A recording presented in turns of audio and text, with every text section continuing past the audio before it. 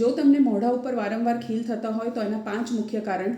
એમાં સૌથી પહેલું કારણ છે કે જો તમને હોર્મોનલ ઇમ્બેલેન્સ હોય કે પીસીઓડી છે, અથવા તમારી ડિલિવરી થઈ છે અત્યારે, અથવા તમને પ્રેગ્નન્સી છે કે કોઈ હોર્મોનલ મેડિસિન્સ ઉપર છો, તો યુઝ્યુઅલી તમને જો લાઇન ઉપર પિમ્પલ વધી જતા હોય છે. બીજું રીઝન છે કે જો તમારા સ્કેલ્પમાં અથવા વાળમાં ઓઇલ વધારે હોય, અથવા ઓઇલી જલ્દીથી થઈ જતું હોય, કે ડેન્ડ્રફની તકલીફ હોય, અથવા તમે વધારે દિવસ કે આખી રાત તેલ લગાડીને રાખી મૂકતા હો તો પણ તમારા પિમ્પલ્સ વધી શકે છે. ત્રીજું રીઝન છે કે ફેસ ઉપર હેવી ક્રીમ્સ, ઓઇલ મસાજ કરવું, અથવા તમારા હેરને વધારે વાર વોશ ના કરવું, અથવા બહાર જતી વખતે મોઢું ઢાંકીને ના રાખવું, કે હાથ વારંવાર ફેસ ઉપર ટચ કરવાથી પણ તમારા પિમ્પલ્સ વધી શકે છે.